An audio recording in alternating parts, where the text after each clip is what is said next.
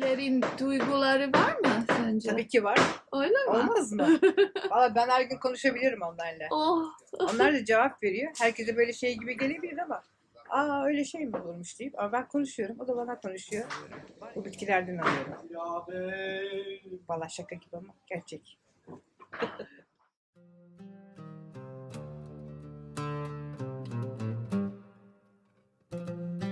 Imiona w Turcji mają szczególną moc. O znaczeniu mojego opowiedziałam Wam w zwiastunie kanału. Imiona są jak zdania otwierające pierwszy rozdział w książkach naszego życia. Nadają ton dalszej drodze.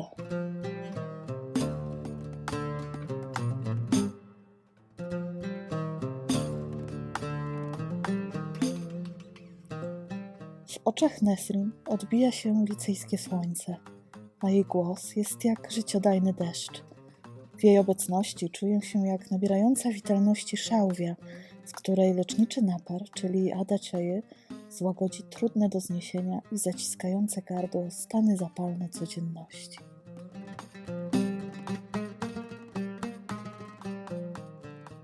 adınız ne? Ben Nesrin. Nerede doğdun? Ben Fethiye. Ne iş yapıyorsun?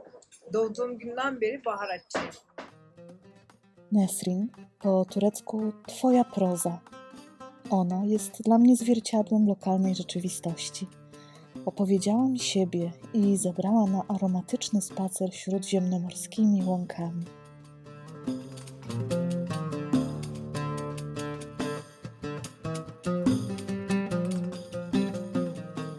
Bu senin dükkan mı? Evet. Benim iş yerim. Dükkanınızı ne zaman açtınız? Ben açmadım. Babamın iş yeriydi. Ben 13 yaşında babam vefat ettiğinde mecburen çalışacak insanlar olmayınca ben işe başladım. O yıldan bu yıla kadar 13 yaşından yani bu yana kadar da ben çalıştırıyorum. Seve seve. Biraz kadersel benim buraya gelmem. Babamın ölümünden dolayı. Poznałyśmy się w styczniu. Szukałam wtedy miejsca, gdzie dla swojej przyjaciółki mogłabym kupić trochę lokalnych nasion. Semich powiedział, że najpewniej znajdę takie w okolicznym sklepiku z ziołami i przyprawami, zlokalizowanym przy głównym targu owocowo-warzywnym w centrum Fethiye.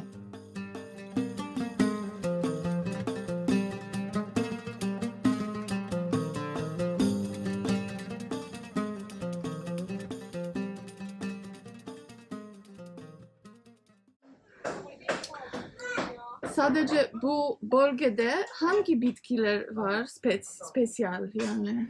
Şimdi şöyle bir şey var. Dünyanın en güzel merkezi Türkiye'de Fethiye. Birçok bitki yetişebiliyor burada. Endemik bitkiler daha çok. 88 tane veya 99 tane benim bildiğim endemik bitki var. Başka dünyada olmayan. Ama burada en çok yetişen bitki adaçayı, kekik, keçi boynuzu, yayla çayları. Ama yetişmeyen bitki yok gibi. Yok gibi. Ama benim şu anda ilk aklıma gelen onlar. Ama yaklaşık 4-5 yıldan beri yaylalarda artık ıhlamur da var. Aha. Bana ıhlamur da geliyor. Yani bizim bitkilerimiz yok gibi diyebilirim yani. Yetişmeyen bitki yok gibi burada. Biz çok şanslıyız. Dünya da şanslı. Türkiye de şanslı. Ben de çok şanslıyım bunlar yetiştiği için. Bitkiler insanlarla nasıl yardımcı olur? Bitkiler. Evet. Şimdi şöyle var. Bilimsel düşündüğün zaman her bitkinin insan vücuduna uyan mineralleri ve vitaminleri var. Sizin sorunuz neyse o doğru bitkiyi bulduğunuzda oraya gider ve tamir eder. Olay bu. Yani gerçek bu. Başka bir gerçeği yok ki. Bitkilerin içinde de vitaminler, mineraller, sağlıklı droplar var içinde. Sen de içince mesela miden mi rahatsız? Midede ne var? Bakteri mi var, enfeksiyon mu var? Ona göre bir bitki aldığınız zaman gerçekten şifasını görüyorsun. Cebula, seler, kminek, winogrona, kozieradka skrupulatnie przesypywała nasiona do torebek. Jej naznaczona wiatrem twarz jaśniała uśmiechem południowego lata. Wpatrywałam się w burzę hebanowych loków, splątanych w artystycznego koka, wieńczącego jej anatolijskie czoło. Bir bitki olabilirseydiniz nasıl bir bitki olmak isterdiniz? Ben eğer kadına hitap etmek isteseydim kesinlikle civanperçem olmak isterdim. Çünkü östrojenik bir bitki o. Kadın demek östrojen demek bence. Bütün güzelliğini, bütün yaşama sevincini östrojenden alır. Kadın civanperçemi demek benim için. Erkek de testosterondan oluştuğuna göre en güzel ilacı nedir biliyor musunuz? Keçi boynuzu. Keçi boynuzu için çok güzel bir bitkidir o.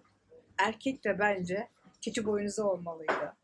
Hem doyurucu hem de gerçekten içindeki çinkodan dolayı erkeğe enerji verici.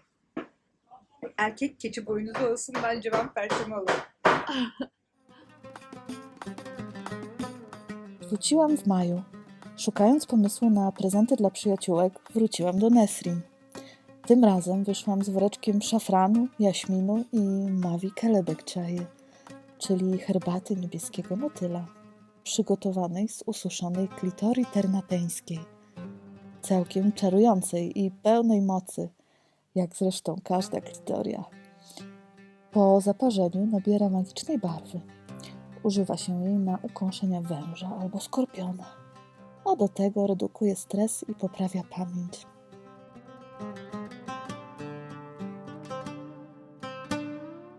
To był upalny sierpniowy dzień, taki, kiedy nie powinno się planować żadnej aktywności przed 15. Razem z Melis i Kubilajem pojechaliśmy na targ na wcześniej umówione spotkanie. Nesrin ugościła nas wszystkich kawą. Było nadzwyczaj niezwyczajnie. Lubię, kiedy za moim pośrednictwem przyciągają się osobowości o podobnej energii.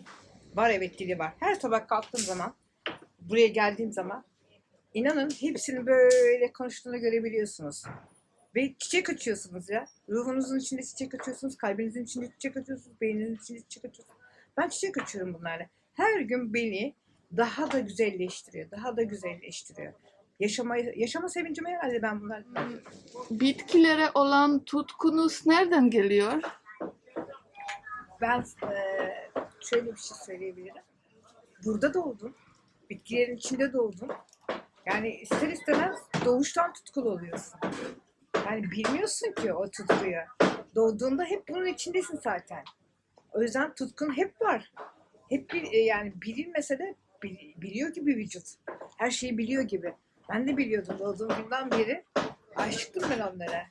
Hep buradaydım. Çocukluğum burada geçti. Bebekliğim burada geçti. Her şeyim yani. Gençliğim burada geçti. Tutku doğuştan var bende. Ben hepsini çok seviyorum. Hepsinin kendine özgü şifası var. Ben ayırt edemem. Hepsine ayrı ayrı aşığım. Aşk çok değilse bile benim için çok. Hepsine aşığım ben onların. Türkiye'de bitkiler önemli mi? Evet. Kültüründe mi? Kesinlikle. Türk kültüründe mi? Kesinlikle. Hmm. Kesinlikle önemli. Dükkanınızdaki bitkiler nereden geliyor? %50'si Fethiye'den geliyor. %25'i import şirketlerinden yani İstanbul'dan geliyor. %25'i de Türkiye'nin belli bölgelerinden geliyor. Yani ne bileyim bir civanperçem İç Anadolu bölgesinden geliyor. Biberlerin mesela Hatay bölgesinden geliyor. 4'e bölünüyoruz. 25 Türkiye içinden, 25 import şirketlerinden dışarıda, %50'si de Fethiye. İnsanlar bitkilerde ne arar? Ve şifa arar herhalde. Yani ne bileyim onlara enerji vermesini, sağlık vermesini ister. Başka ne arayabilirsiniz ki bu bitki? Turistler dükkanınızda en sık ne satın alıyor? Baharat. Baharat. Evet. En çok aldıkları şey baharat. Çünkü baharat dış ülkede pahalı. Onlar kendi kur dövizlerini burada bozdurdukları zaman onlara daha ucuz geliyor. Mesela en çok almak istedikleri şey safran. Onlar için ucuz oluyor. Fethiyeliler en çok ne satın alıyor? Gerçekten söyleyeyim mi? Pul biber, Ha, ondan sonra karabiber ha, ve kimyon. ha. En çok kullandığımız yemeklerde 3 ana baharat.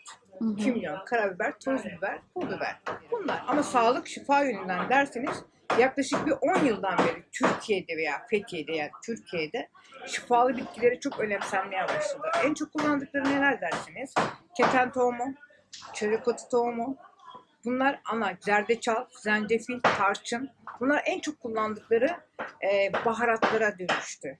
Yani bunlar sağlık şifa açısından çok popüler. Benim de kullandığım şeyler. Hatta arkanızda bile yaptım, koydum. Öğlene doğru onları mutlaka içerim. Kendim yani satıcı değilim. Aynı zamanda ben de kullanıyorum yaptığım, sattığım şeyleri. Ve seve seve kullanıyorum. Gerçekten mucize.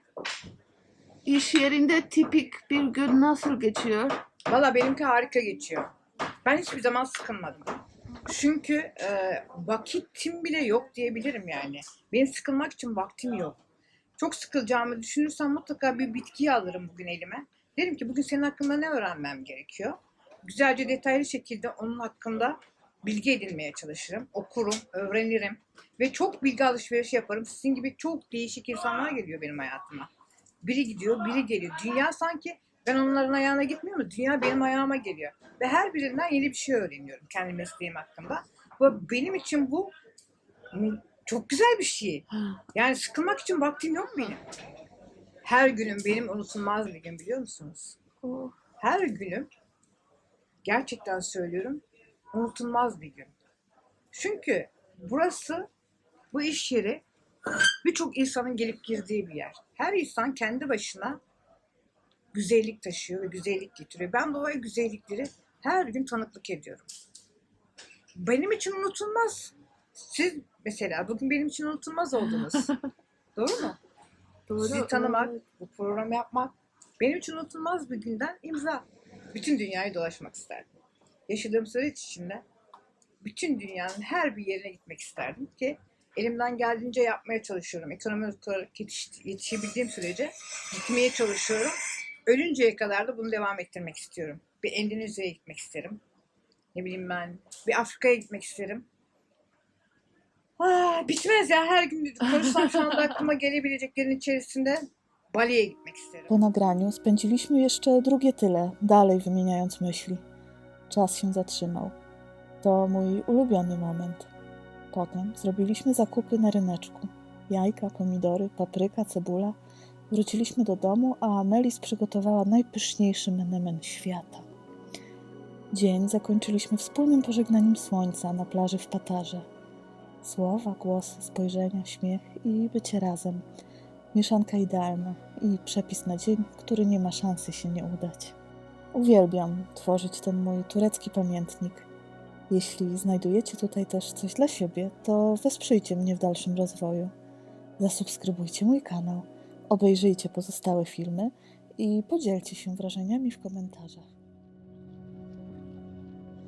Tayland'a gitmek istiyorum. Bir ay kalmışım ama tekrar gitmek istiyorum. Çünkü oradaki baharatları seviyorum. Meyveleri seviyorum. Egzotik olan bütün ülkeleri seviyorum. Mistik gelen bütün ülkeleri seviyorum. Hindistan'a gitmek isterim. Orada kalmak isterim belirli bir süre. Bir Avustralya'ya gitmek isterim. Ama ilginç olan, hani tek şurayı mı seviyorsun, tek şurayı mı istiyorsun? Böyle bir şeyim yok. Ben her yere gitmek istiyorum.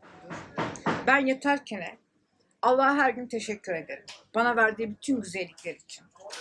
Ve sabah kalktığım zaman da aynı şeyi tekrar ederim. Uyandığım için, güzel bir güne uyandığım için Allah'a tekrar teşekkür ederim. Ve günüme mutlu bir şekilde başlamanın keyfini sürerim. Mutlaka her gün bir tane Türk kahvesi içerek başlarım günüme. Ve keyif alarak içerim bunu. Sabah yalnızlığımla içerim, kendimle baş başa. Öğleden sonra da en sevdiğim bir arkadaşın gelmesiyle içerim. Yani günde 2 veya 3 tane kahvem vardır. Her biri de değişik şeyler için içilir. Sabah kendim için, öğlen bir mutlaka ziyaretçim içindir o, misafirim içindir. Öğleden sonra da mutlaka sevdiğim bir arkadaşımla beraber içmektir. Yani gün benim için doğuşu da, batışı da muhteşemdir. Çünkü Allah'a teşekkür ederek başlar, Allah'a teşekkür ederek bitir bence günü. Çünkü bize çok şeyler veriyor. Hayatta en önemli olan nedir sence? Bence insan, benim için, herkese göre değişir bu. Benim için önce sağlık. Kesinlikle sağlık. Sağlıklı bir birey bence çok güzel düşünür, çok güzel sever, çok güzel yaşar, her gününü önemser. Sonra da ailemdir. Sağlığıma dikkat edersem onlara zaman ayırabilirim, onlara yardımcı olabilirim, onları daha çok sevebilirim. Ama sağlığınız yoksa bunların hiçbirisi gerçekleşmiyor. Sağlıklı bir yaşam ve sevgi, aile sevgisi. Sonra 3. sırada da arkadaşlarım gelirler. Bu kadar. Çok önemli bir şey yok ya. O kadar derin şudur budur dememe gerek yok. Bu üç olduktan sonra zaten yaşam güzel. Bardzo długo próbowałam dojść ze sobą do porozumienia i ubrać w słowa jakiś mądry przekaz podsumowujący ten odcinek, to spotkanie. Aż wreszcie, któregoś wieczoru w drodze do domu przyszedł do mnie dość prosty morał tej opowieści. Cieszę się, że poznałam Nesrin. Uspokaja mnie myśl, że codziennie rano otwiera swój ziołowy kramik. Kiedy znowu zawitam w Fethiye, wiem gdzie i o jakiej porze najlepiej ją odwiedzić, żebyśmy w spokoju mogły napić się kawy i porozmawiać.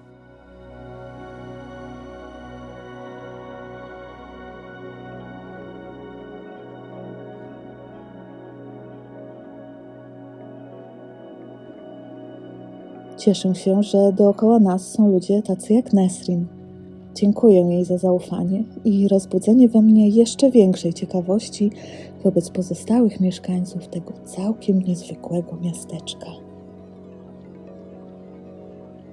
A wy? Macie kogoś w swoim sąsiedztwie, w osiedlowym sklepie czy na targu, z kim zawsze chcieliście porozmawiać, ale zabrakło czasu, śmiałości czy innych sprzyjających okoliczności? Sztuka uważnej konwersacji z drugim człowiekiem jest bardzo przyjemna. Każdy lubi być zauważony, a poprzez rozmowę możemy też lepiej dostrzec sami siebie.